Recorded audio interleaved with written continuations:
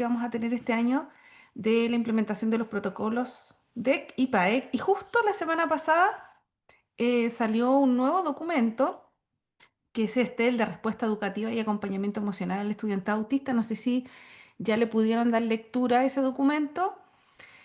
Pero incluí en esta clase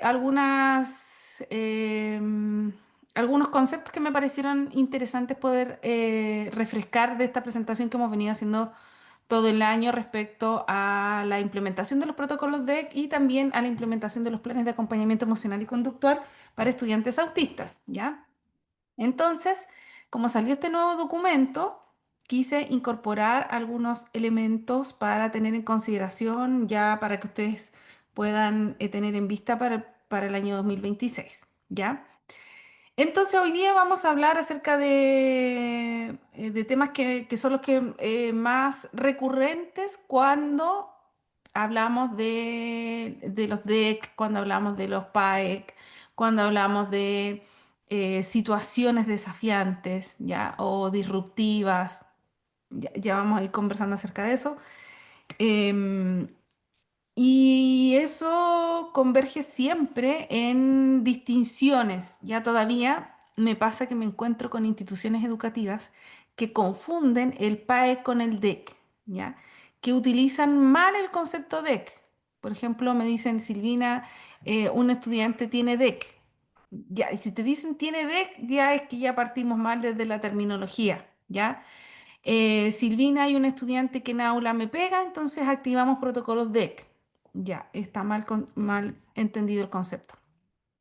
Entonces, generalmente, como esto es algo relativamente nuevo, pensemos que la implementación de la ley de autismo viene no en el año 2023, sino que el año 2024, o sea, el año pasado, por lo tanto, este es prácticamente el segundo año solamente que estamos implementando esta normativa, por lo tanto, hemos ido aprendiendo sobre la marcha, ¿cierto? Lo que significa implementar todos los requerimientos que tiene una persona autista, que tiene una familia autista y que tiene el profesorado que atiende también estudiantado autista.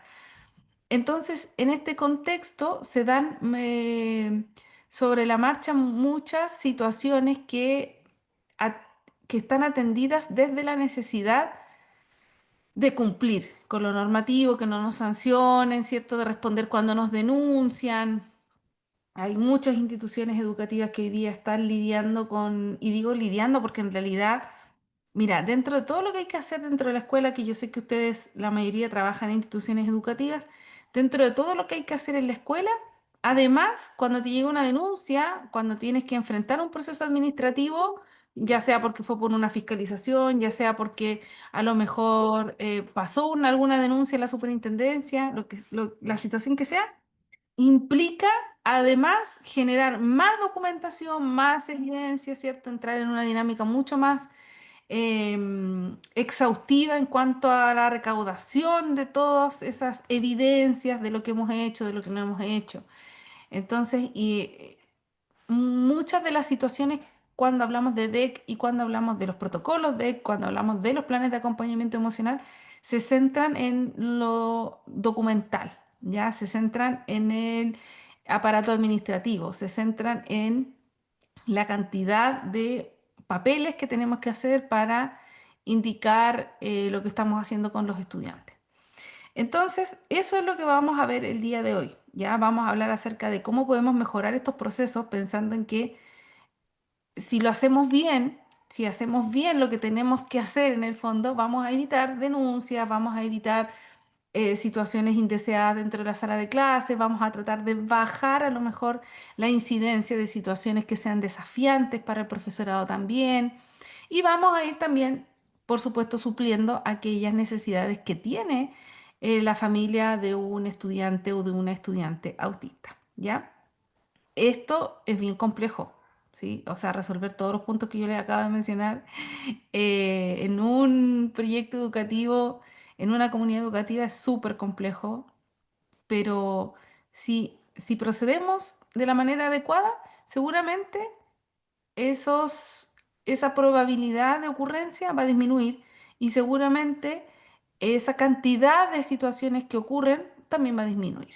¿ya? Y esa es la idea de que en un plazo a mediano y largo plazo nosotros podamos evidenciar que sí ha existido un cambio significativo que nos permita a nosotros avanzar en mejoras dentro de las prácticas, ¿ya? Por eso es que tenemos que hablar de este contexto que es súper pesado en cuanto a lo normativo, ¿ya? Este año me ha tocado estar en muchas instituciones educativas haciendo la capacitación de protección de la integridad física y psíquica de los estudiantes autistas, porque es obligatorio por ley, ¿ya? Eh,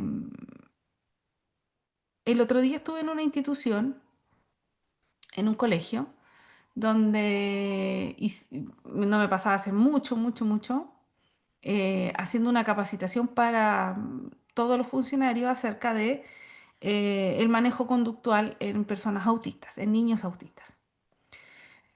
Y me sorprendió gratamente porque la escuela solamente atiende a una población de 4 personas autistas, ¿ya? Del total de matrícula. 4 niños autistas es un porcentaje súper bajo al lado de otras instituciones donde solo en un curso tengo 22, ¿ya? Autistas.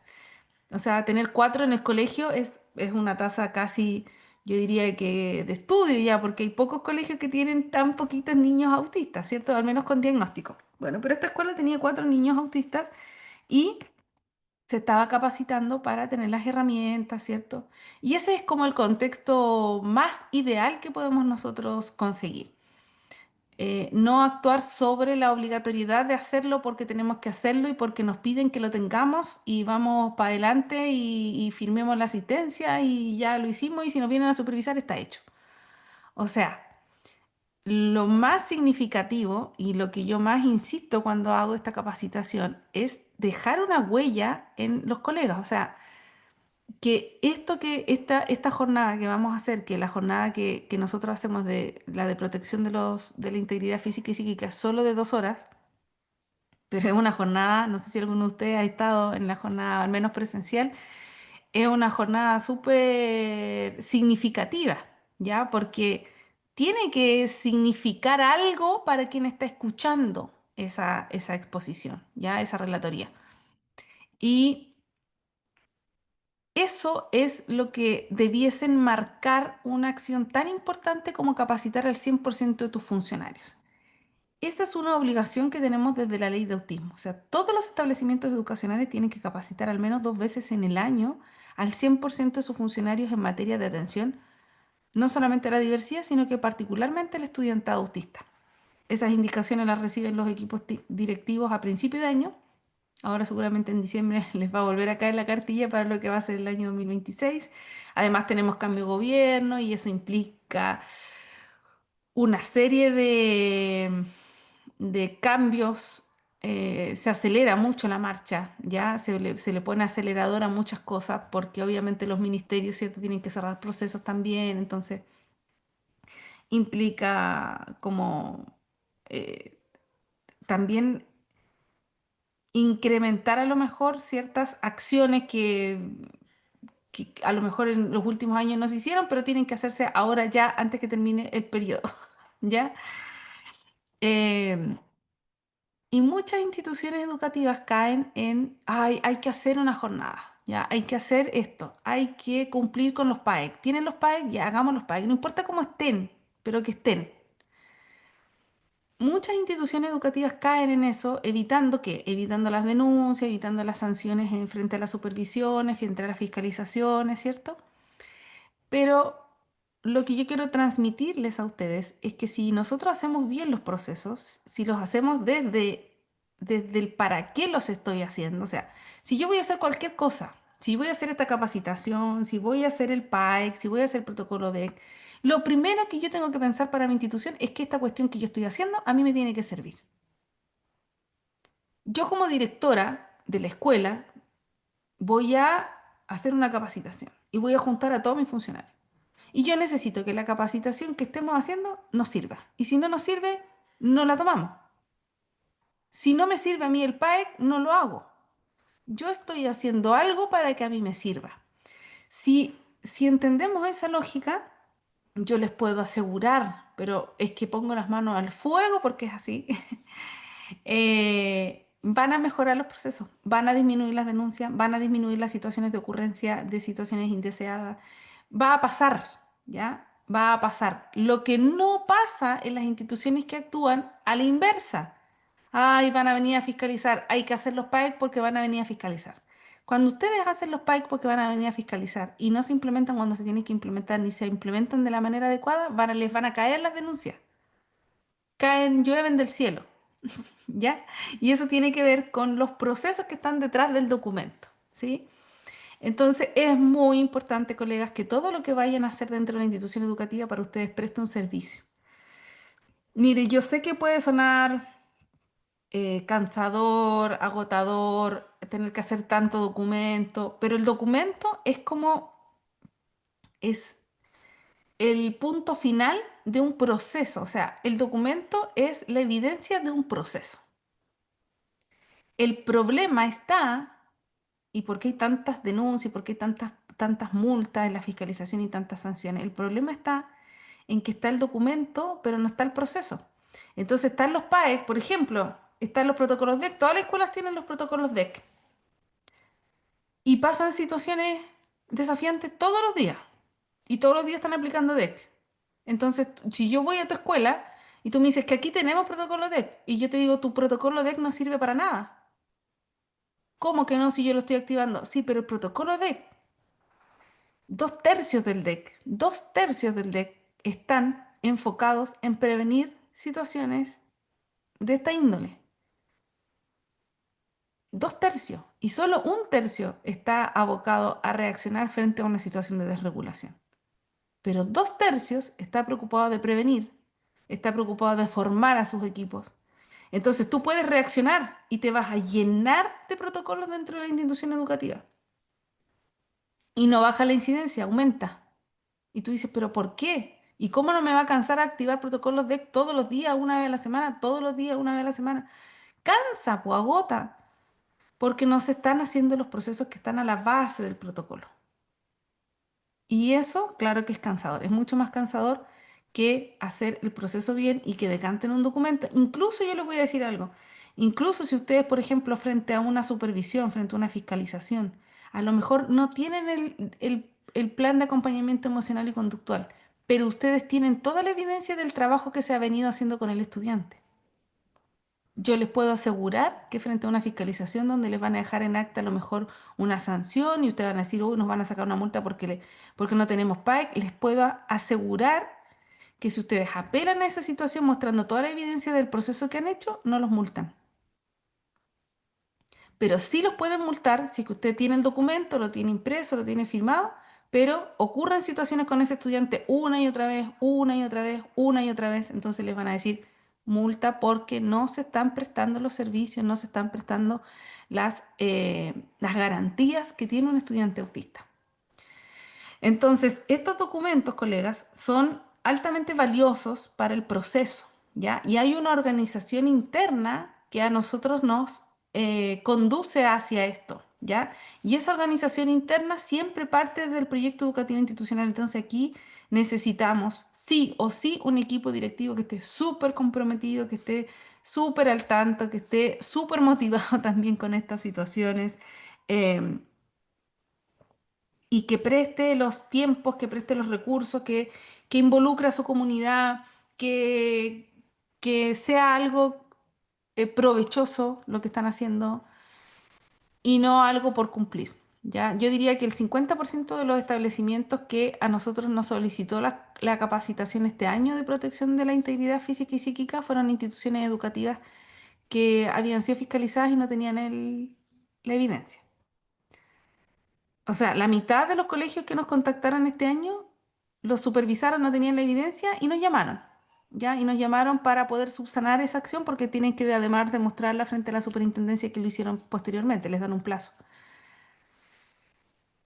Eh, a eso no hay que llegar, a eso no hay que llegar, ¿ya? O sea, no lleguemos a esperar a que nos fiscalicen, a que nos supervisen para saber, para que nos digan lo que tenemos que hacer de algo que nosotros sabemos que tenemos que hacer. ¿Sí? O sea, mientras usted tenga un estudiante autista, va a tener que cumplir con todos estos lineamientos. Uno, No, pero es que tenemos, la escuela que yo les digo podría haber dicho perfectamente ya, pero tenemos cuatro, tampoco es que tengamos situaciones de desregulación con esos cuatro estudiantes, tienen súper buena conducta, no tenemos mayores inconvenientes con ellos, entonces no necesitamos, igual hicieron la capacitación porque es algo que ellos están utilizando en el 2/3 del protocolo, que es la prevención, que es la formación. No están ocupando el tercio de ese protocolo, que es la reacción frente a. Entonces, ellos sí están ocupando muy bien ese protocolo porque dentro del protocolo establece las medidas preventivas, las medidas de formación. Y dicen, oye, necesitamos saber qué hacemos en una situación. No nos ha ocurrido nunca, pero si pasa, ¿cómo vamos a actuar? ¿Cómo podemos hacer de que esto no ocurra en nuestra institución educativa? Entonces nos capacitamos para eso. Ya, y ahí están aplicando el protocolo de regulación. Ahora, ¿de dónde nace ese protocolo? Nace desde el plan de gestión de la convivencia educativa. O sea, no, esto no nace del PIE. ¿Sí? Y es algo que a mí me llama mucho la atención porque la mayoría de los establecimientos educacionales le solicitan encarecidamente al coordinador PIE que elabore el protocolo DEC. Y el protocolo DEC depende en gran medida de lo que ocurre en la convivencia educativa, en la convivencia de esa comunidad educativa. Por lo tanto, el programa de integración escolar lo que va a hacer es ayudar, contribuir algunas medidas que se están elaborando de ese protocolo, pero no elaborarlo, ¿ya? Lo mismo pasa con el diseño del PAE, que está en tercer lugar. O sea, primero el plan de gestión de convivencia educativa, que tiene una gran gama de actividades y acciones formativas para esa comunidad.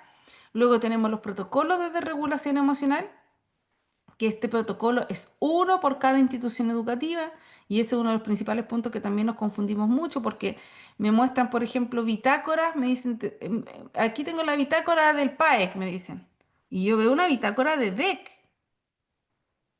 y ahí hay una confusión, ¿sí? Cada institución educativa tiene un protocolo de regulación emocional y conductual que puede o no activar según ocurrencia de situación, ¿ya? Pero está ahí en caso de, como el protocolo de embarazo, como el protocolo de bullying, como el protocolo de acoso, como el protocolo de agresión, como el protocolo de accidente. Está ahí dentro de todos esos protocolos, convive ahí dentro de todos esos protocolos. Sin embargo, para el estudiantado autista, nosotros tenemos una obligatoriedad que es tener un plan de acompañamiento emocional y conductual por cada estudiante autista. Si yo tengo 10 estudiantes autistas, tengo que tener 10 planes de acompañamiento emocional y conductual. ¿Le puedo hacer un plan de acompañamiento emocional y conductual a un estudiante que no sea autista? Sí, claro que sí. El estudiante tiene psicosis, por ejemplo, tiene esquizofrenia infantil, tiene fobia social, tiene trastorno de déficit de atención y hiperactividad y a lo mejor tiene episodios de desregulación constante. Bueno, ese estudiante puede tener un plan de acompañamiento emocional y conductual también. No es que sea exclusivo para autistas, pero sí es obligatorio para ellos. ¿Ya? Esa es la distinción. Entonces, dentro de mi institución educativa tengo un plan de gestión de convivencia educativa, tengo un protocolo DEC y tengo un PAEC para cada uno de los estudiantes autistas de forma obligatoria. ¿Ya? Lo primero que tenemos que tener en consideración es algo que también aparece aquí en el nuevo documento de respuesta al estudiante autista, que yo siempre insistí en eso.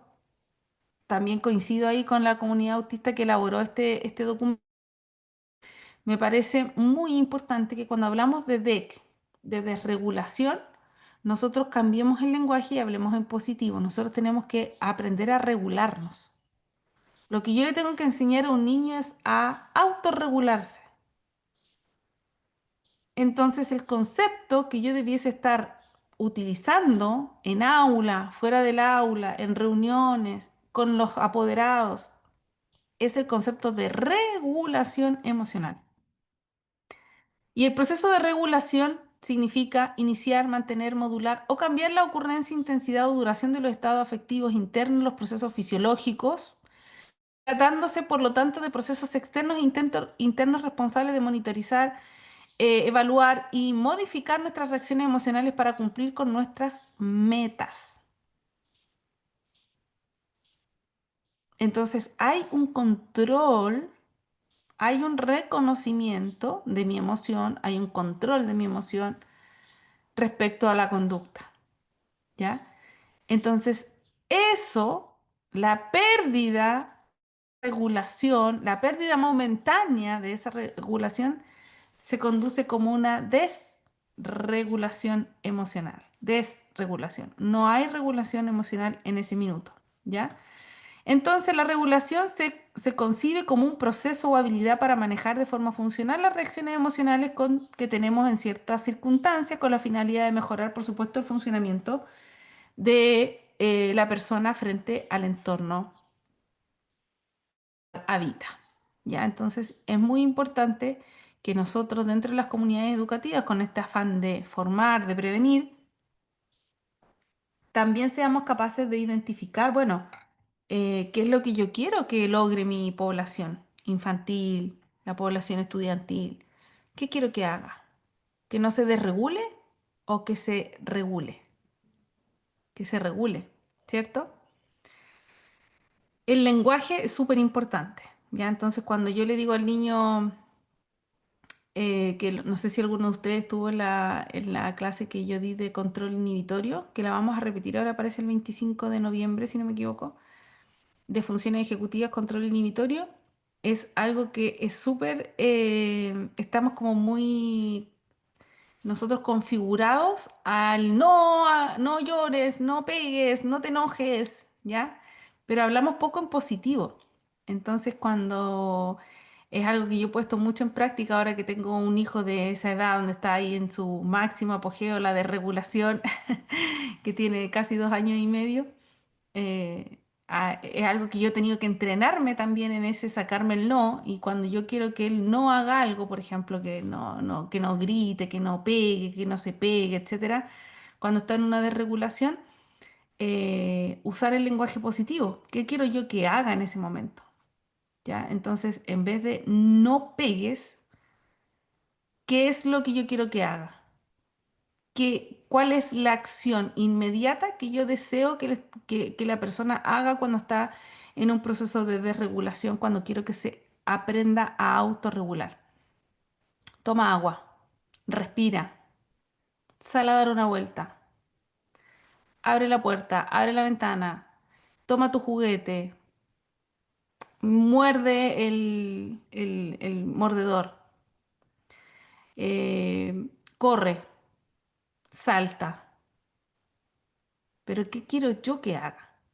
Entonces, cuando estamos en un proceso de formar a una persona en el proceso de regulación emocional, tenemos que convertir ese no, no pegues, no llores, no grites, no insultes, no te golpees, en un lenguaje positivo, ¿ya? Porque además el cerebro infantil, todavía el no, como que le es difícil, ¿ya? Para nosotros, las personas en general, nuestro cerebro no entiende el no en términos conductuales. El cerebro entiende el positivo de la conducta. Entonces, cuando yo le digo a una persona, no mires hacia atrás, ¿el cerebro qué hace? Mira hacia atrás. ¿Y por qué? Porque la palabra no se la salta, ¿ya? Es como si yo le digo a ustedes, no piensen, por favor, no piensen ahora, no vayan a pensar en un elefante rosado, o sea, no piensen en un elefante rosado. Inmediatamente tu cerebro forma la imagen de un elefante rosado, ¿ya? Y no, es que el no no se lo salta absolutamente.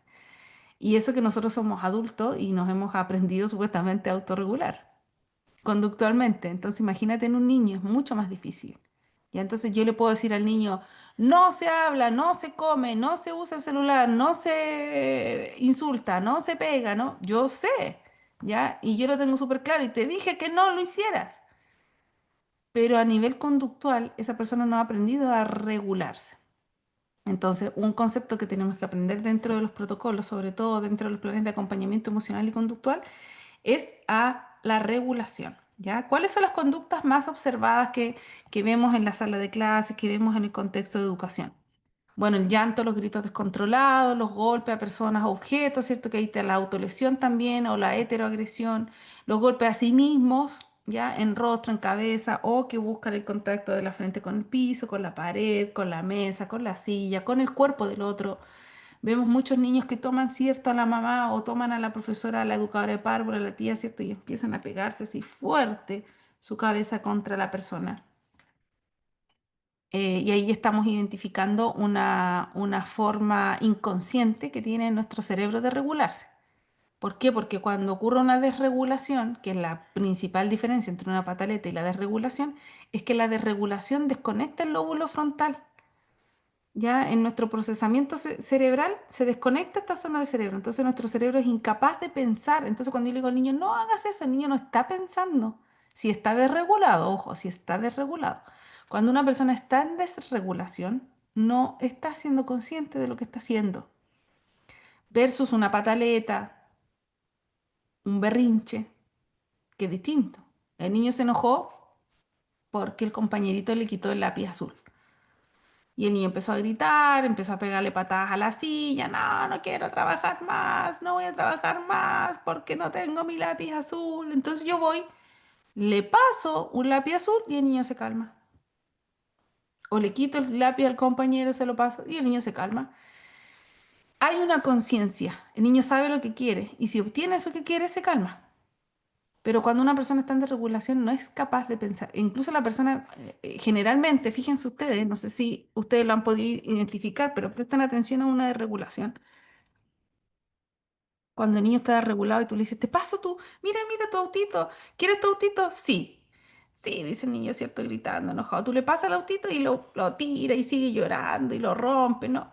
Ya, ¿quieres ir afuera? Ya, dice el niño enojado. Y vamos afuera y sigue enojado, porque el niño no sabe qué quiere. No logra entender, no logra encontrar ni siquiera la razón de por qué se siente así. Entonces, como no conoce la razón de por qué se siente así, ha desconectado esta parte cerebral, el lóbulo frontal, las decisiones que va a tomar esa persona no son las adecuadas. Por eso está desregulada, porque no es consciente de lo que está pasando. Entonces, algunas de estas las podemos ver, pero también las podemos ver en una pataleta, en un berrinche normal, ¿cierto? Hasta los 4 años un niño no aprende a autorregularse, por lo tanto, hasta los 4 años es súper normal que el niño se desregule. Y el niño vive en estado de desregulación. Ya se le rompió la galleta y queda la histeria más grande porque se rompió la galleta. Y tú le dices, ¿quiere otra galleta? No, no. Y le pasa otra galleta. No, yo quería esa, solamente esa. Pero aunque se la pegues, aunque se la pases, como se la pase, el niño dice, no, ya, perdió, perdió conciencia, ya se desreguló. Pero es normal a esa edad, po. Es normal. Es esperado que eso ocurra. Ahora, esa misma forma de reacción, si el niño tiene 8 años, ya no es normal, ¿sí? Eh, ya pasa a ser una situación más grave todavía. Por lo tanto, aquí tenemos que ser cautelosos, ¿cierto? Tratar en lo posible de buscar alternativas de identificar si es que el niño efectivamente está en una pataleta, en un berrincho, simplemente está ha entrado en una desregulación, haciendo estas diferenciaciones, ya si el niño está consciente o no está consciente de lo que está pasando. Ensimismarse, fugarse del lugar, hay personas que corren, ¿cierto? Que abren la puerta y salen corriendo, también puede ser parte de una desregulación. También aparecen las estereotipias o, como se le llama ahora, los movimientos de autorregulación muy pronunciados. Hay personas que se autorregulan ya con el balanceo, entonces el niño empieza con este movimiento, pero lo que está buscando el cuerpo de ese niño en ese momento es autorregulación. Ojo con estos movimientos, ¿ya? Porque cuando aparecen, significa que el cuerpo sí está buscando una forma de autorregulación. A lo mejor no la encuentra, pero sí lo está buscando. Y eso es una buena señal, ¿ya? No es una mala señal. Así que ojo con tomar estos signos de autorregulación de los niños de forma negativa, porque son signos de que la persona sí está buscando autorregularse. Ahora hay que hacerlo de forma consciente. Obviamente, la mayoría de esos movimientos de autorregulación son inconscientes. Los insultos, golpes o romper objetos inmediatos. Y esta es la teoría del iceberg que hablan los psicólogos, ¿cierto? Cuando se refieren de que lo que yo veo es la puntita del iceberg. Yo veo la cachetada, el pellizcón, el mordisco, el insulto, el golpe. Yo eso lo veo, pero yo no veo qué hay debajo de esa conducta. No veo el procesamiento sensorial, no veo la forma de comunicación que ese niño aprendió dentro de su núcleo familiar, no veo cuáles son las concepciones, creencias, tipos de lenguaje que utiliza el niño también. Por lo tanto, solo me aboco a lo que yo veo y reacciono frente a eso, ¿ya? Y la reacción es algo que es inmediato, pero a largo plazo yo tengo que considerar medidas que sean un poquito más profundas y por eso es que es tan importante, colegas. Y es algo que refiere el último documento también, em, que tenemos que considerar el perfil sensorial. El perfil sensorial de una persona nos va a decir qué es esperado que esa persona haga, ¿ya? Cuando tengo una persona que es buscador auditivo, lo más probable es que frente a una desregulación o lo que sea, la persona grite o busque golpear cosas para que hagan ruido, porque esa persona está buscando el estímulo auditivo.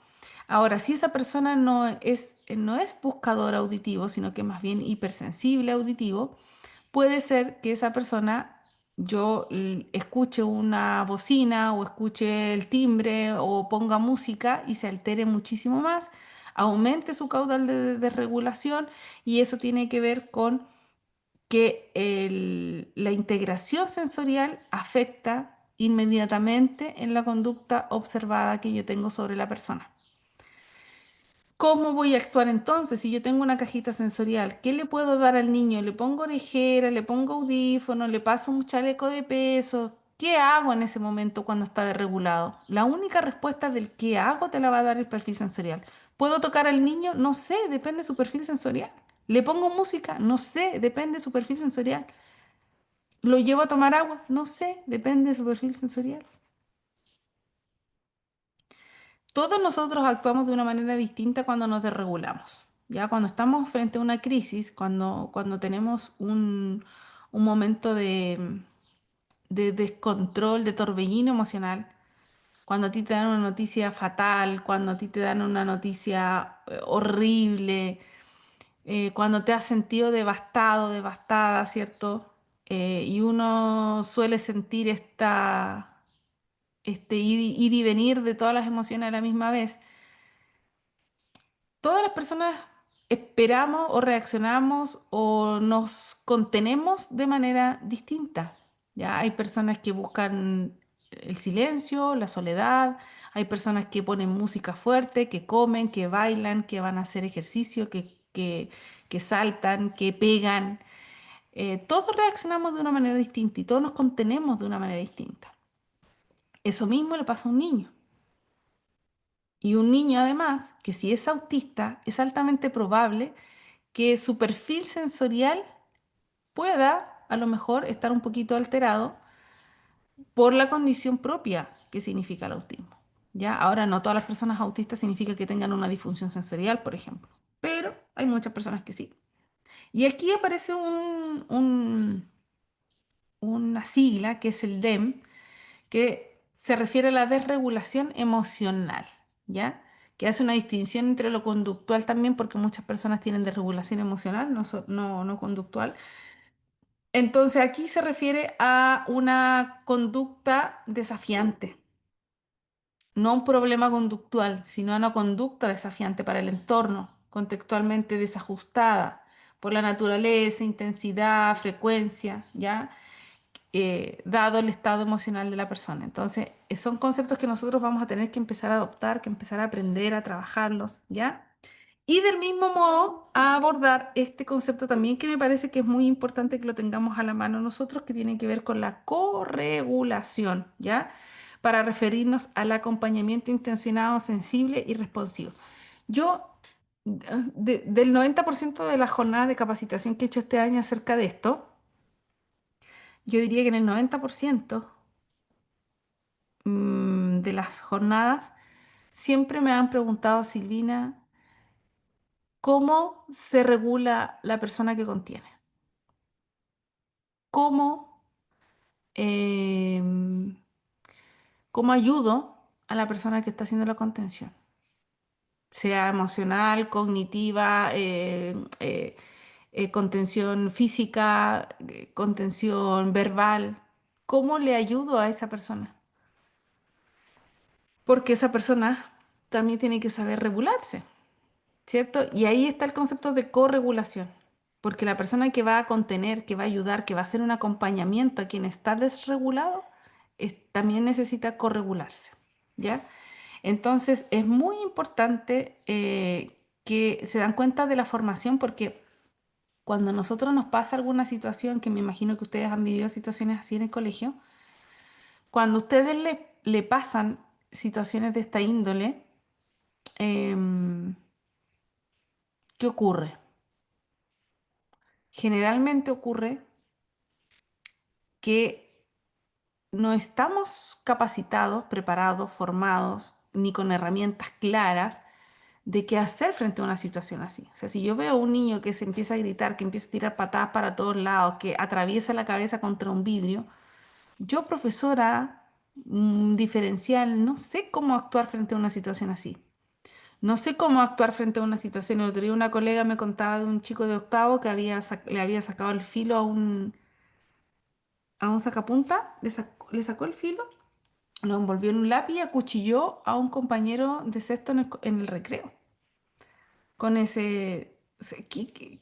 ¿Quién está formado, preparado para eso? ¿Qué hacemos nosotros frente a una situación así? ¿Ya? ¿Cómo mentalmente, emocionalmente y conductualmente me preparo como adulto para atender una situación de esta índole? Porque yo no puedo hacer, ¿qué voy a hacer en ese momento? ¿Ya? Y hay muchas situaciones que hoy día estamos viendo, viviendo y en las cuales no sabemos cómo actuar. Por eso que vuelvo a lo que les decía al inicio, que es tan importante que entendamos, que los equipos directivos entiendan de que esto va más allá de si nos fiscalizan o no nos fiscalizan, tiene que ver con actuar de manera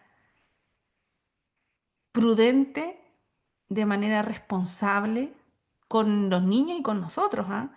Y, y de manera efectiva también, ¿ya? Que siento que eso falta en el que hacemos mucho del instinto, ¿ya? Hacemos mucho del, pucha, estaba ahí, en ese momento se me ocurrió. Pero ¿y qué pasa si hay una persona que no tiene esa preparación, que no tiene ese instinto, que no tiene ese tino, que no tiene... ¿Qué va a hacer? ¿Cómo va a actuar? Y luego, ¿cómo la voy a juzgar también a esa persona de cómo actuó si no estaba formada para hacer un tipo de contención de esa índole?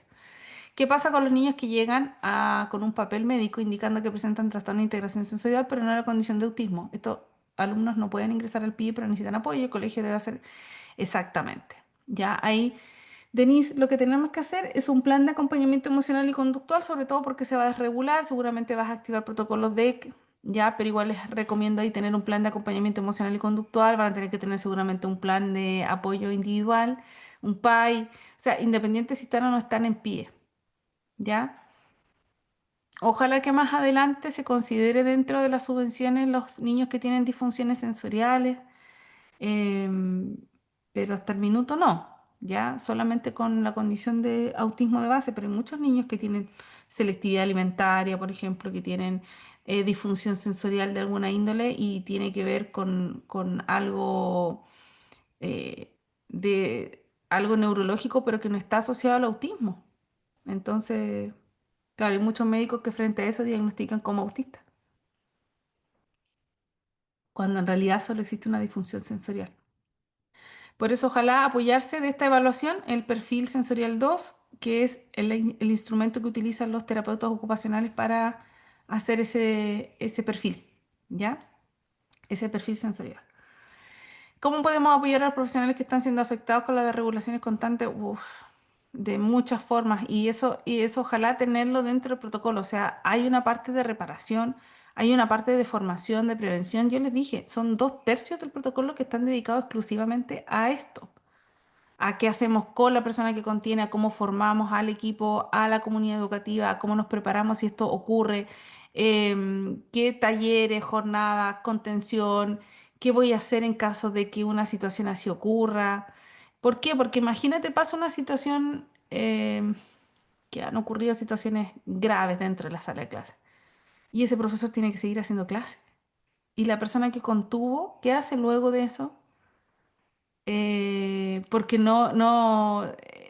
han pasado situaciones que hemos enfrentado dentro de la institución educativa donde los colegas han enfrentado, se han visto emocionalmente afectados y te dicen es que yo no puedo, o sea, esto no encasilla en nada, pues no puedo tirar licencia por esto, no puedo ir a la H por esto, no puedo, o sea, ¿dónde quedo? Quedo como hay un limbo súper grande para las personas que realizan contención. Y ni hablar de la contención física, ¿ya? Que a lo mejor también van a salir golpeados, que pueden salir con algún golpe incluso accidental, ¿ya? Tratando de intervenir en alguna situación que ocurre. Entonces, todas esas acciones de cómo podemos apoyar a los profesionales tienen que estar dispuestas dentro de este mismo protocolo. Y son 2/3 del protocolo. Entonces, si tu protocolo se aboca solo a lo que voy a hacer frente a una desregulación, ya tu protocolo no está cumpliendo porque faltan los 2/3 más importantes que tienen que ver con que estas situaciones no ocurran y si ocurrieron, que no vuelvan a ocurrir. Y cómo voy a atender a esa comunidad educativa que también puede ser afectada por una desregulación. Aquí hay algunas situaciones de abordaje que nosotros generalmente tenemos dentro de los protocolos, que ojo, los protocolos de regulación no se aplican solo en autismo, ¿ya? Se aplican también para la condición de trastorno de déficit de atención y hiperactividad, se aplican también para los trastornos de ansiedad, para los trastornos de depresión.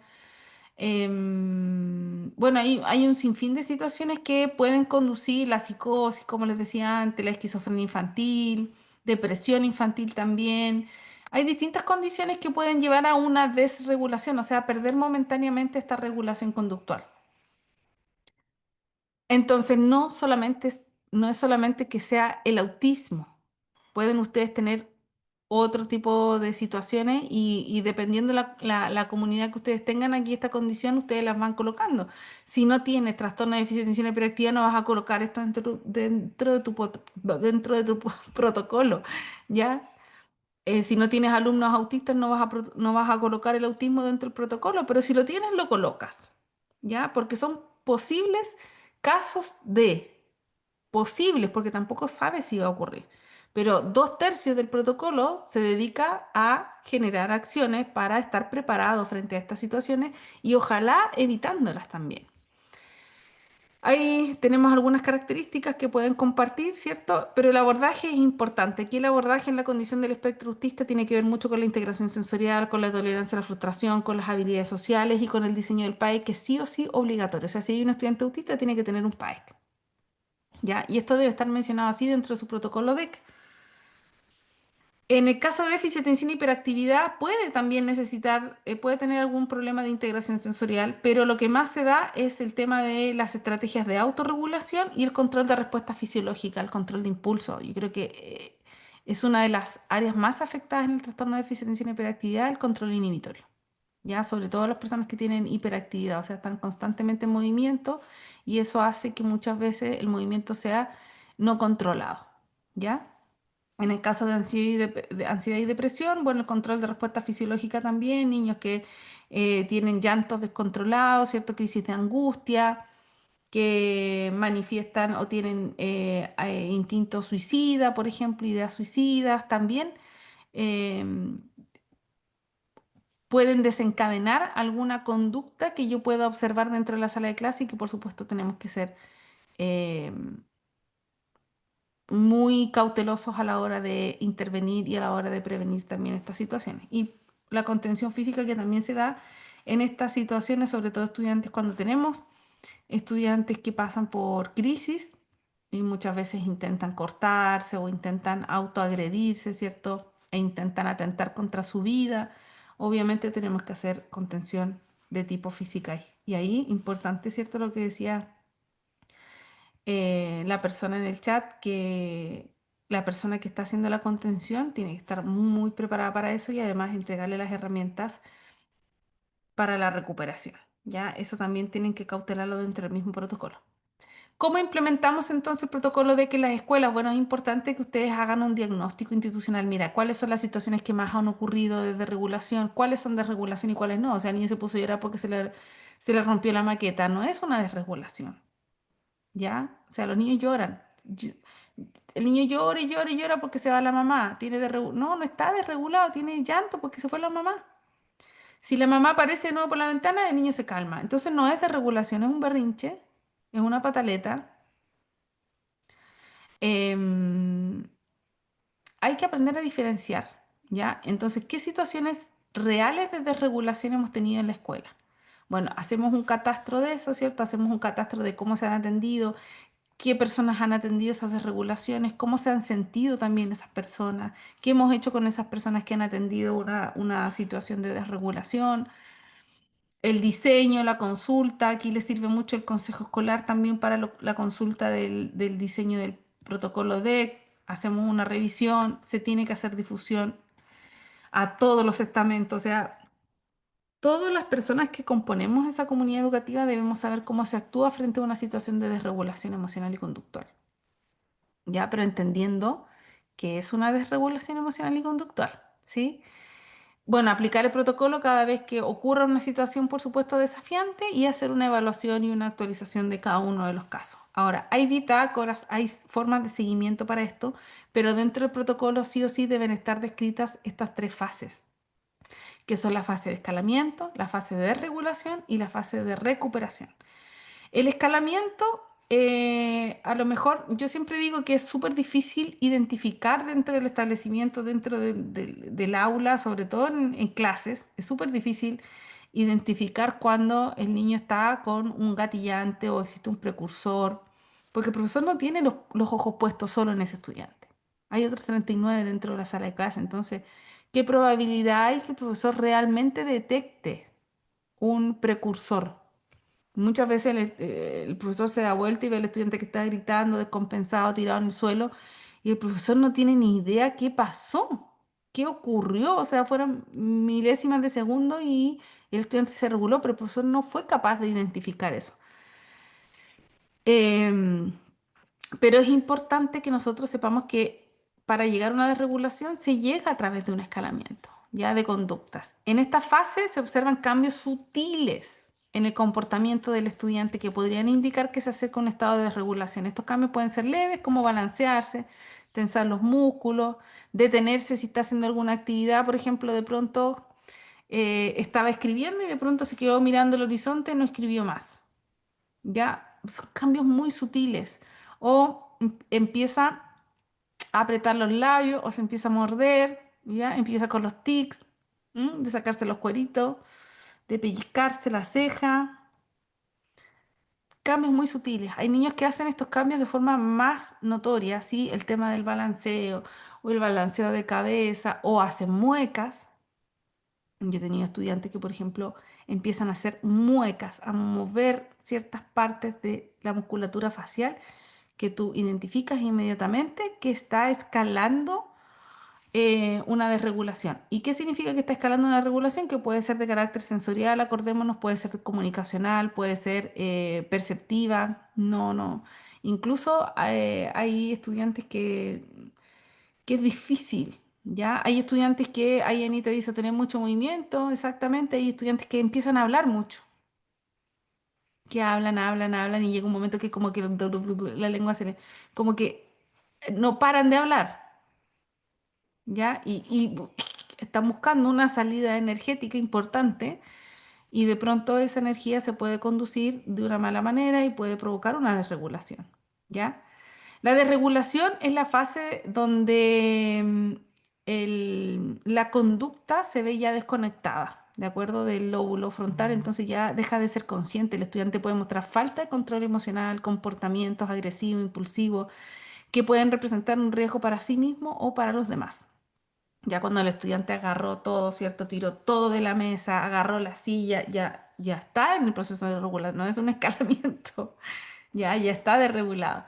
Y el momento de recuperación, que es la fase que llega post calma, ¿cierto? Cuando se vuelve a ayudar al estudiante a calmarse, a recuperar el control de sus emociones, conductas. Es aquí en la recuperación cuando nosotros recién comenzamos a hacer contención verbal, nunca antes.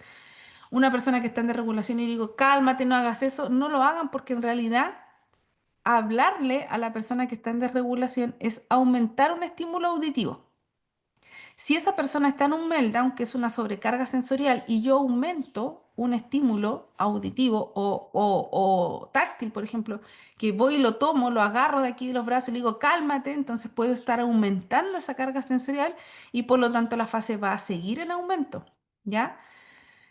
Por lo tanto, siempre se recomienda en una desregulación no hablar, ¿ya? No tratar en lo posible de disminuir a la menor cantidad posible las indicaciones, las instrucciones. O sea, usted cuando diga algo, súper clara, con una palabra, con un gesto, una frase corta, precisa, ¿ya? Si yo le digo al niño, baja la silla, no hagas eso, te he dicho, mira cómo te estás colocando, va a venir tu mamá. O sea, si empiezo con toda la, con toda la cantaleta en ese momento, estoy aumentando la carga sensorial y al niño le está entrando por aquí, le está saliendo por acá, porque por aquí no hay conexión. Entonces, el niño no está escuchándote, ¿ya?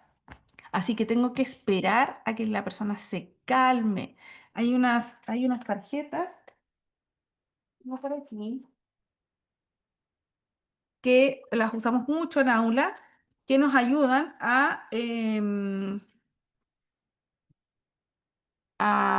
usar la respiración, ¿ya? Y yo se las muestro a los niños como formas. Por ejemplo, esta es la respiración en caja.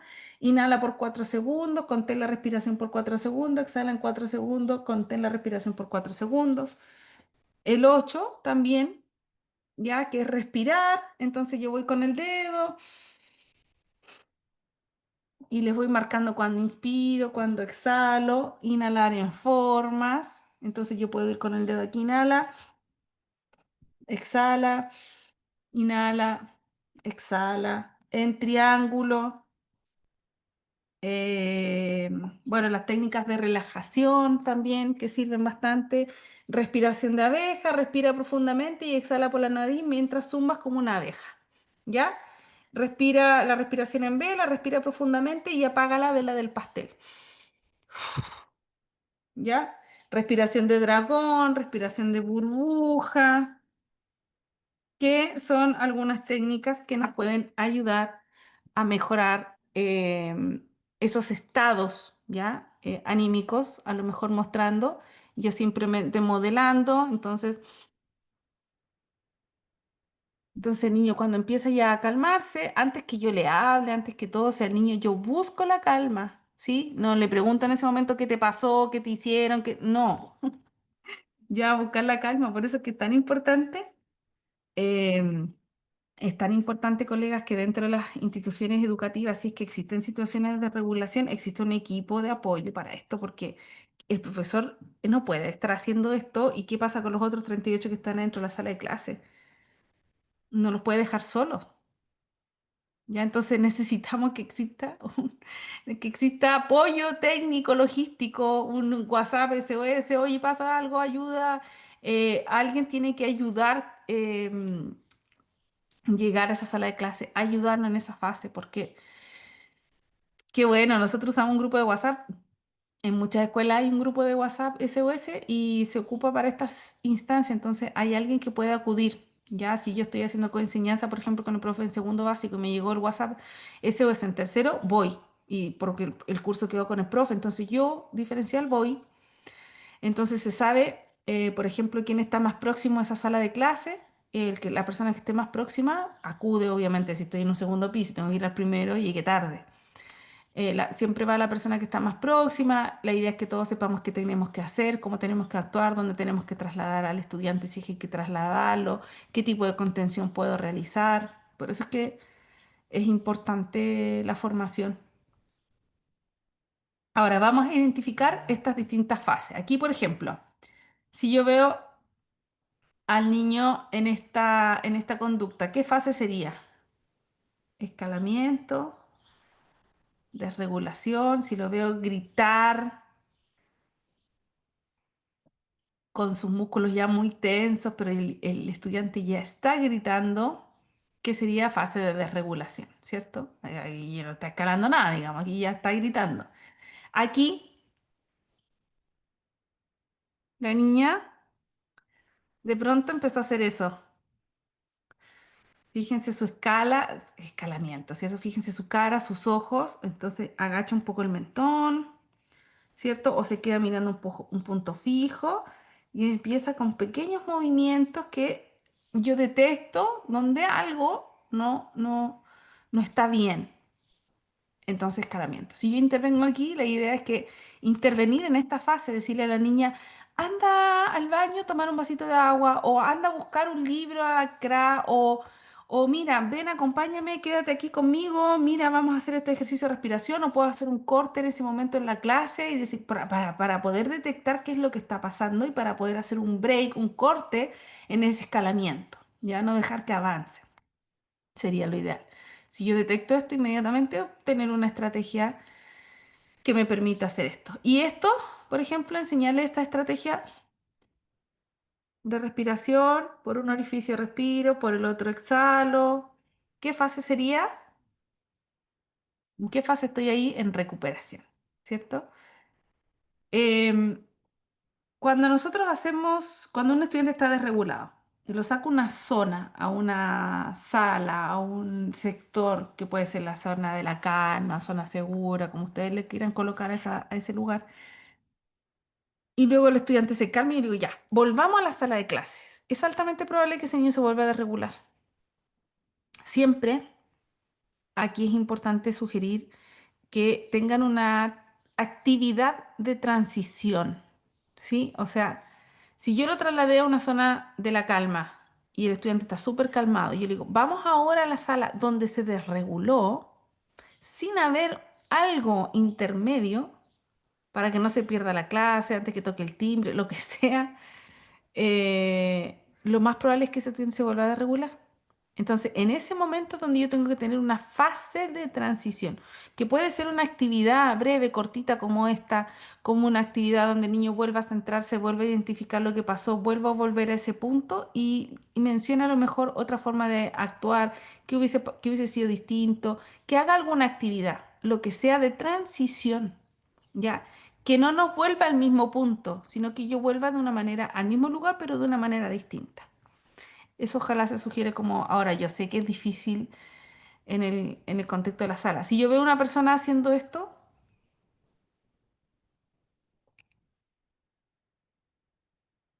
¿qué fase sería? Si yo veo una persona que está haciendo esto, claro, escalamiento, ¿cierto? Y esto es súper común en ver a los jóvenes también, tronarse los dedos, por ejemplo. Y son formas de autorregulación. El lenguaje no verbal nos permite a nosotros regularnos, ¿ya? Autorregularnos. Cuando hace calor y yo hago esto, ¿cierto? Yo me estoy autorregulando. Eh, si yo llego a un lugar y hace calor, entonces me saco, por ejemplo, el abrigo, me saco la chaqueta, me saco el polerón. Si yo llego a un lugar y hace frío, me tapo con algo. Son formas de autorregularnos. Entonces, si yo veo que en la sala de clase estamos haciendo una actividad y de pronto noto un estudiante que su conducta no verbal no es, no es coincidente con lo que estamos haciendo, es extraña a lo que estamos haciendo, entonces yo la manifiesto como una actividad de escalamiento, ¿ya? O sea, podemos prevenir ahí. Aquí, por ejemplo, llevarlo a una zona de juegos que pueda, si el estudiante está en escalamiento y lo puedo sacar de ahí. También me permite a mí, no solamente en la fase de recuperación, sino que también en los breaks que puedo hacer, ¿ya?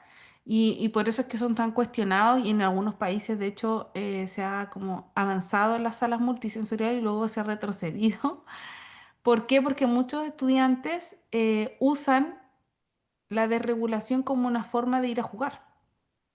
Entonces, también tenemos que tener muy claras las fases, tener muy claras las actividades, porque no hay que hacer cosas que el estudiante con tal de no estar ahí prefiere desregularse, entre comillas, para ir a la zona de juegos. Así que esa es algo, es una medida que tenemos que evaluar si es que vamos a tener una sala sensorial, una zona de calma, ¿cierto? Que el estudiante no sea una zona de esparcimiento para no estar en matemática, digamos, ya que no se convierta en eso también. Dentro de los protocolos DEC, ustedes tienen que tener este flujo, ¿ya? No este es un modelo, es un ejemplo, pero ustedes tienen que tener algo que sea apropiado a su contexto. No es lo mismo si están en un jardín, si están en un colegio, si están en un liceo, si están en un liceo para adultos. Obviamente, depende del contexto, ustedes van a hacer su propio flujo, pero aquí es importante que ustedes sepan qué tipo de desregulaciones, si es emocional, si es conductual, si se activa el protocolo, si el estudiante tiene alguna condición previa. Si no la tiene, bueno, hay que hacer también, hay que hacer una derivación.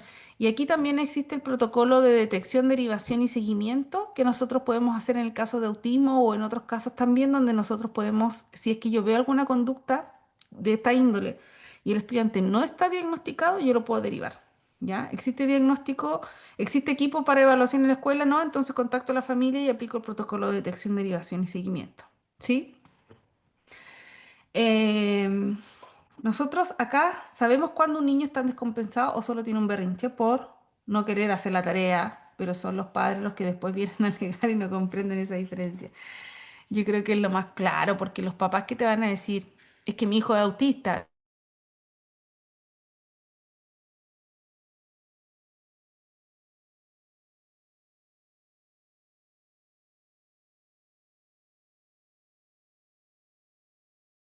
neurólogo, está con... Y su mamá, todas sus justificaciones que ella es autista, está en segundo medio. Entonces, que ella es autista, entonces el neurólogo le dijo que se tiene que autorregular con el celular, puras cosas así que no tienen pata ni cabeza. Y ella dice que la alumna reacciona así, actúa así porque es autista. Entonces, amenazar de muerte a un profesor no es autismo, ¿ya? Los, las personas autistas también pueden ser desobedientes, pueden ser groseras, pueden tener problemas conductuales. em, Pueden ser desobedientes, pueden ser agresivos, em, pueden hacer berrinches, pueden hacer pataletas, ¿sí? Y eso no es porque sea autista y es que eso no se puede hacer nada porque él es... No. O sea, si el estudiante, si la persona, la estudiante presenta dificultades conductuales, bueno, tenemos que ofrecer las alternativas, los tratamientos, las terapias, lo que sea necesario para que la persona aumente, supere, mejore su conducta, por supuesto, ya aprenda a desenvolverse en un entorno seguro, pero yo creo que una de las mayores desventajas que tenemos en términos de la ley es que a las instituciones, a las escuelas se nos solicita mucho, se nos exige mucho, pero a las familias a lo mejor hay mayores libertades. Y dentro de esas libertades, claro, los papás no asisten a las terapias, ¿cierto? No llevan a su hijo a los controles que tienen que llevar, no siguen el esquema farmacológico que tienen que seguir. Y eso repercute muchas veces, no siempre, pero muchas veces repercute en el aula, ya y las conductas que nosotros vemos. Volví, me corté, ay, no me di cuenta, puede ser. Pero ahí lo que dice Carolina es súper real. Ya a veces las familias también se vuelven una barrera en estos procesos. Y claro, porque la mamá tampoco quiere ver que su hijo, yo creo que ninguna mamá quiere asumir ni ver, digamos, ni es fácil de asumir de que tu hijo tiene problemas conductuales, ¿cierto? Es rebelde, etcétera. Entonces la mamá que dice, no, es que mi hijo es autista, entonces tienen que entenderlo, tienen que... Pero también hay conductas que no van por el tema del autismo, ¿sí? Esta clase grabada, sí.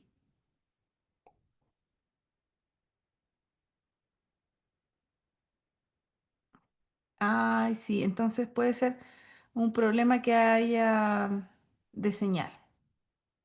Pero sí, la vamos a dejar grabada y también hay una clase en YouTube que pueden ver de forma gratuita, ¿ya? Bueno, yo les sugiero que cuando ustedes tienen el protocolo DEC, ustedes tienen las bitácoras, ¿cierto? El mismo protocolo. Yo les sugiero que le pongan número al caso porque hay estudiantes que como activan muchas veces el protocolo, entonces para no estar buscando cuándo fue la incidencia, sino que le ponen número de caso. Entonces, por ejemplo, el caso uno tiene que ver con Cristóbal aquí, entonces después cuando Cristóbal, si es que Cristóbal vuelve a activar el protocolo, se vuelve a abrir el caso uno, ¿ya? Y se vuelve a registrar en el mismo caso, ¿te fijas? Es una manera más fácil de llevar seguimiento de todas las veces que a lo mejor Cristóbal ha estado involucrado en alguna situación de desregulación, se ha llamado a la familia, se han hecho procesos, ¿sí?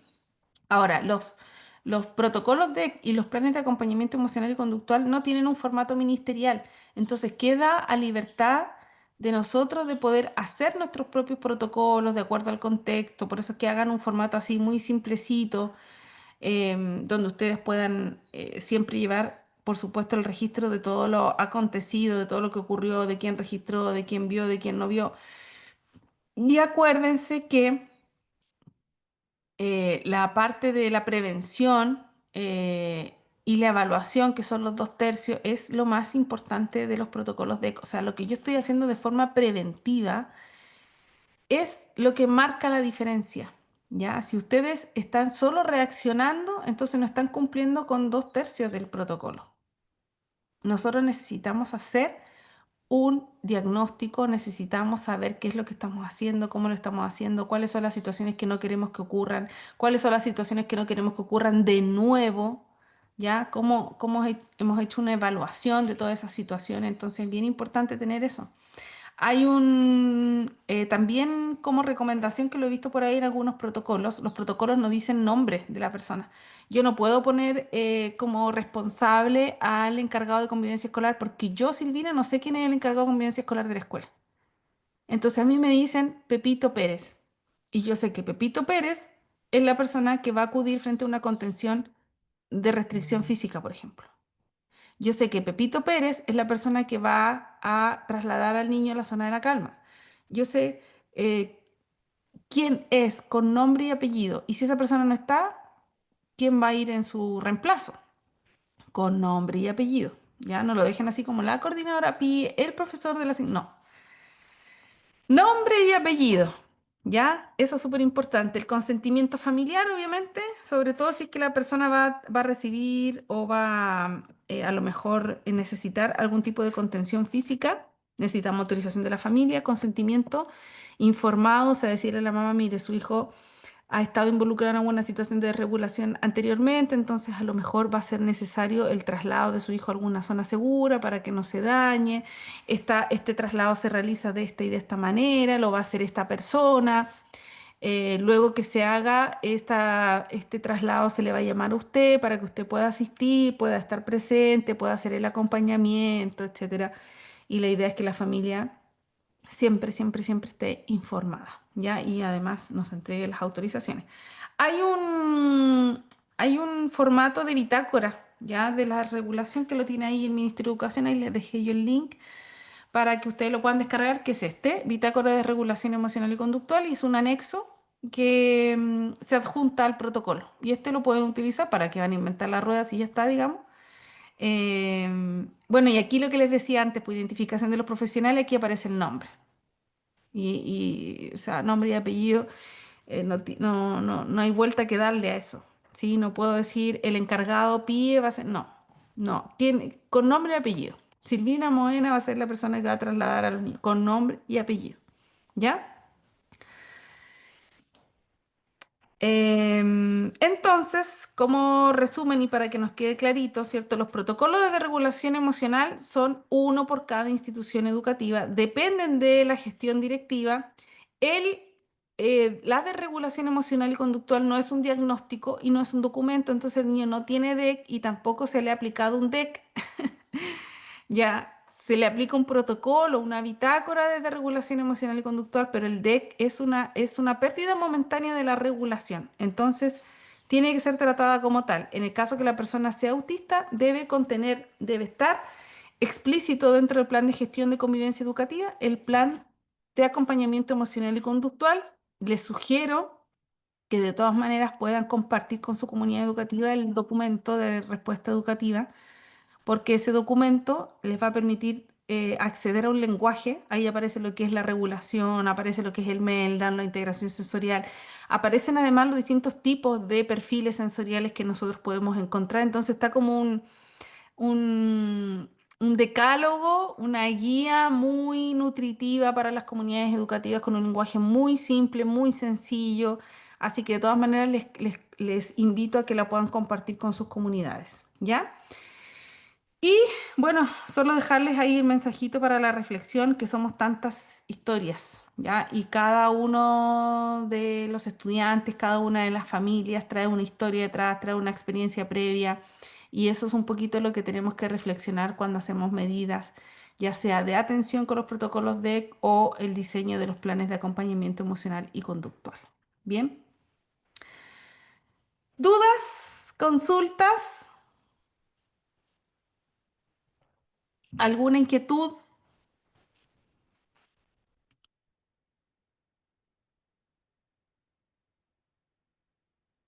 ¿Alguna a lo mejor inquietud que tengan, alguna duda respecto a sus implementaciones dentro del establecimiento? ¿Es así como lo están haciendo?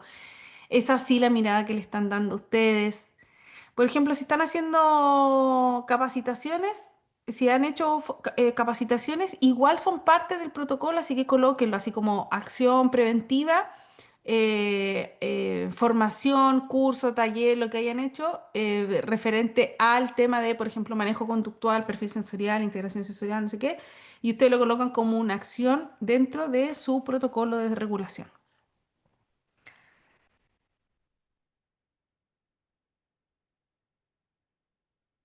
Ah, sí, muy buena pregunta, Claudia. El PAEC es anual. Sí, todos los años tenemos que hacer el PAEC. Es como el plan de apoyo individual. Todos los años. No es que sea uno para siempre, digamos. Es uno, es anual. Todavía no hace los protocolos, Denise. Bueno, ojalá que se pongan al día porque tienen que tenerlos, tienen que tenerlos. Si hay alguna denuncia, si hay alguna situación más que de fiscalización, pero de denuncia y no tienen eso aplicado, sí los van a multar. Ya ojalá que no les pase. Sí, regulada, sí, Anita, entiendo. Hay muchas situaciones que se viven en las instituciones, pero que falta normar, ¿cierto? Que falta institucionalizar, que falta hacer bajadas más concretas también.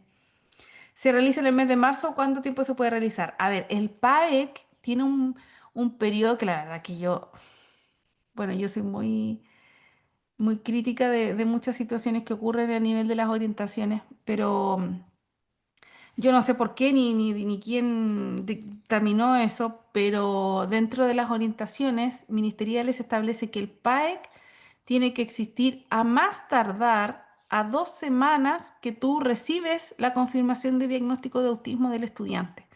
Entonces, si la mamá te viene con un informe a ti el 1 de abril, supongamos el 1 de abril, entonces tú el 15 de abril ya tienes que tener en marcha tu plan de acompañamiento emocional y conductual. O sea, son 2 semanas de plazo que tenemos para tener desde la emisión del diagnóstico, desde que nosotros como escuela nos enteramos que el estudiante es autista. Ese es el plazo máximo. Así que si tú vienes con un estudiante, por ejemplo, que este año tuviste con diagnóstico de autismo, obviamente en marzo ya ese estudiante tienes que tenerle su PAEC porque ya sabes que es autista, ¿ya? Así que en marzo para los estudiantes que ya tenemos con certeza el diagnóstico, tendríamos que comenzar el PAEC. Sí, muy interesante. Hacen un gran aporte los terapeutas ocupacionales. Qué bueno que se abra el campo también a estos profesionales dentro del área educativa. Yo trabajo con la Beatriz, que yo sé que muchos de ustedes conocen. He trabajado con la María Fernanda Salinas, con Macarena también, Ortega, que es otra terapeuta ocupacional. Y la verdad es que tengo una muy buena impresión del trabajo que los terapeutas realizan en el contexto escolar, de cuánto nos han ayudado a los profesores a entender cómo ocurren las sensaciones, las percepciones del entorno. de cómo podemos mejorar tantas cosas en el desarrollo desde la integración sensorial, así que creo que es un tremendo aporte el que podamos tenerlo hoy día en los establecimientos educacionales. Sé que no en todos, pero seguramente vamos a ir avanzando en eso. ¿Se acuerdan que antes también los colegios tenían, pocos colegios tenían psicólogos, fonoaudiólogos y cada vez eso se ha ido incrementando y creo que con los terapeutas va a pasar, va a ser exactamente igual. No, Betty, año a año el PAE, que eso es independiente del diagnóstico, independientemente de si está en PI o no, o sea, todos los años tenemos que actualizar el PAE, sí o sí.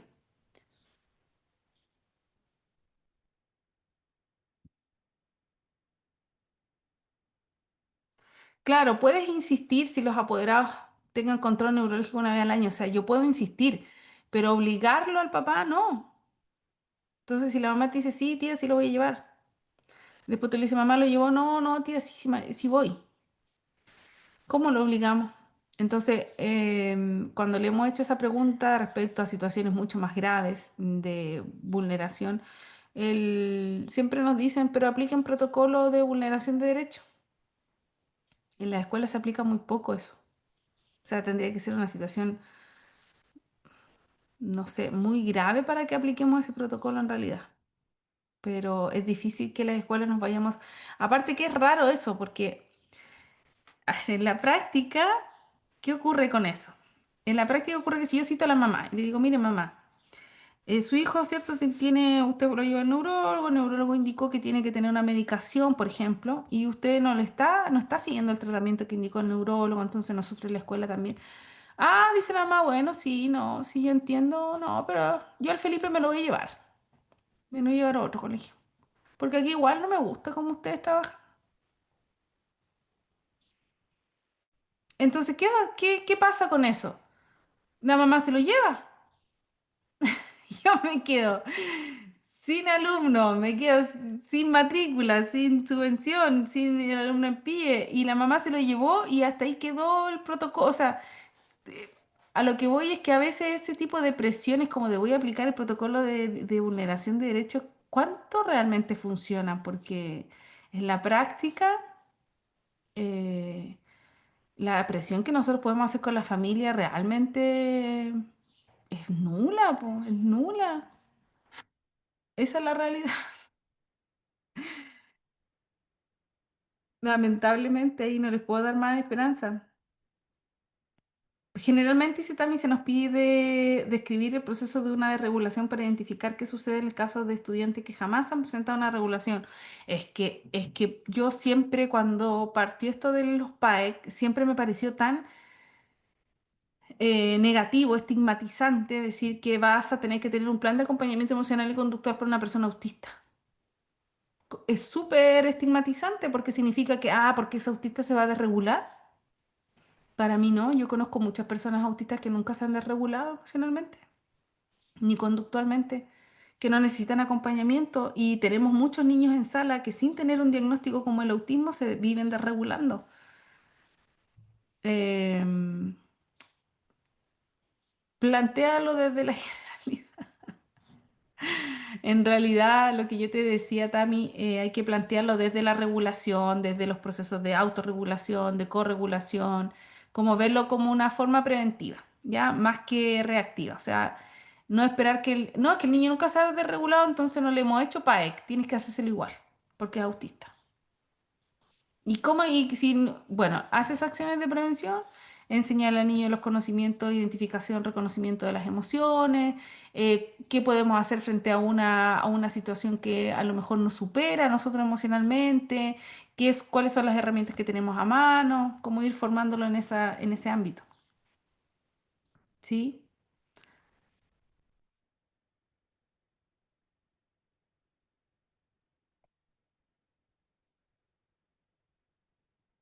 Bueno, colegas, hoy agradecerles su disposición, su tiempo, su interés. Yo sé que estos temas son súper agotadores, son una tremenda carga mental que hoy día tenemos las escuelas. Todos los años hay que hacer tanto documento, hay que hacer tanto, pero en realidad los documentos, vuelvo a insistir, vienen a reflejar los procesos que nosotros tenemos que hacer sí o sí. Entonces, preocupémonos más de los procesos más que de los documentos y van a ver ustedes que solito el documento sale, ¿sí? Pero preocupémonos de lo que pasa realmente en los procesos, que yo creo que ahí está la principal falencia. Muchas escuelas cumplimos y tenemos todos los protocolos firmados, impresos, súper lindo dentro de un folio, hermoso, pero están con 10 denuncias semanales. Eso no, ya nos dice algo que no está bien. Tuvimos una visita de la coordinadora regional y nos dijo que no podemos preguntar sobre la medicación. A ver, la información de los estudiantes es confidencial. Más, si el estudiante está recibiendo una medicación, nosotros como escuela tenemos todo el derecho de saber eso. No de suministrar, pero de saber. Es como raro, no saber. ¿Ya? Ahora, sobre todo si el estudiante está en el programa de integración escolar, te fijas, pero la información sí es confidencial, hay un criterio que se llama vida privada y honra, que está dentro de la protección de la integridad psíquica de los estudiantes autistas y que, claro, puede ser que por eso la coordinadora haya tomado la precaución y haya dicho, mire, usted no le pregunten nada a la mamá, pero me parece que es como... no es que para nosotros sea condicional, hoy día no te tomaste la pastilla, no, pero sí un antecedente que es súper importante para considerar en las intervenciones, ¿cierto? En los planes de trabajo que hacemos con los niños, para entender qué es lo que pasa en casa también. Sí, va a quedar grabado Anita y se los envío. El PAEC lo tiene que realizar la encargada de convivencia. Claro, el PAEC es dependiente del área de convivencia educativa. Ahora, les pueden solicitar ayuda a los equipos de aula en realidad, por ejemplo, si el niño participa en el programa de integración escolar, el equipo PIE tiene que participar también, el equipo de aula en general, el profesor jefe, el profesor de la asignatura, el inspector, no sé, las personas con las que se vincule el estudiante. Y por supuesto, la familia también tiene que participar. Ojo ahí porque en muchas escuelas también pasó este año que en las fiscalizaciones se les pidió la evidencia de participación de la familia en el PAE, no la firma en el PAE, la participación, o sea, la evidencia de que la familia fue a escribir ese PAE con usted. Así que a tenerlo ahí en consideración, ya a guardar, háganse una selfie con la mamá cuando estén escribiendo el PAE para que tengan esa evidencia también. Tratar de tener toda la evidencia lo más resguardada posible.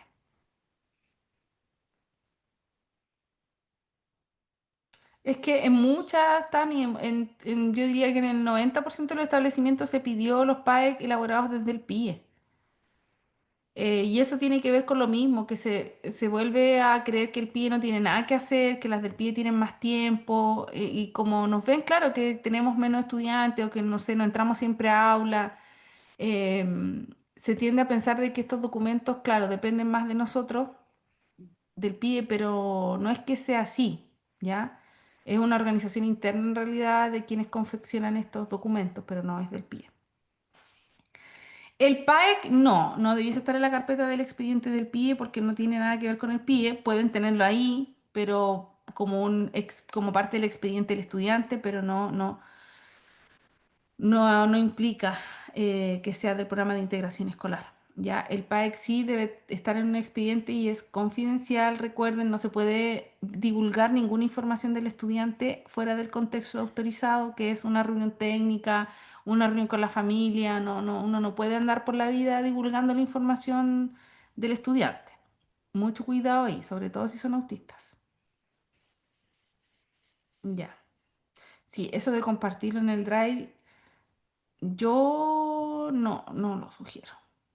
Me ha pasado encontrarme en instituciones educativas que me dicen, Silvia, nosotros tenemos un drive. No, lo sugiero por lo que le estoy diciendo, por el criterio de vida privada y honra que está dentro del marco de la ley de autismo. Son documentos que son confidenciales, así que yo no lo sugiero. Ahora, si ustedes lo quieren tener así, traten de que lo posible igualmente esté lo más resguardado posible, o sea, que no salga de ahí, pero tú no vas a tener control si sale o no sale de ahí, no sé. Claro, hay que tenerlo impreso, en un guardadito en el expediente del estudiante, impreso. Carolina, impreso, sugiero, no compartido, porque ustedes no saben después esa información dónde puede acabar. Delicado, muy delicado. Bien, colegas, gracias a ustedes. Espero verles en una próxima oportunidad. Y mañana estamos con la Beatriz. Vamos a estar en la clase de TDAH, que es la última también que da la Beatriz mañana de trastorno de déficit de atención y hiperactividad. Así que si quieren participar es mañana a las 6 de la tarde. El 25 vamos a estar con función ejecutiva y ya parece que esa es la última clase que vamos a dar este año 2025. Ya pasamos al mes de diciembre y enero donde vamos a estar 100% trabajando con las instituciones educativas. Así que agradecerles. Ay, gracias, Anita. Bueno, contenta de que hayas podido participar y que estén ahí siempre interiorizándose, actualizándose, que yo sé que es harta información que recibimos siempre. Así que bueno, en eso estamos abiertos, dispuestos, súper agradecidos de los cambios. Nada que hacer, por cierto. Bueno, esperar que termine pronto, ya no queda nada para que termine este año 2025 y ojalá que tengamos un mejor 2026. Así que ahí vamos a estar trabajando, tenemos todo ya una organización para estar full en el verano, trabajando también con ustedes, preparándonos. Hay muchos colegas que se empiezan a mover también ahora, ¿cierto? Muchos equipos que se empiezan a robustecer, empiezan las nuevas contrataciones. Entonces ahí siempre igualmente en el verano los estamos apoyando, así que mañana enviamos el link de mañana. Exacto, siempre los links se envían el mismo día del curso para que no se les pierdan ahí entre los correos. Bueno, que estén muy bien, gracias a ustedes, colegas, por estar. Nos vemos. Sí, lo voy a hacer, Claudia, pero es que estoy full en eso. Ya no he parado de trabajar sobre eso, así que estoy haciendo algo muy, muy bueno para ustedes. Bueno, que estén muy bien, cuídense. Chao, chao, colegas. Chao, Anita, cuídate. Chao, chao, nos vemos.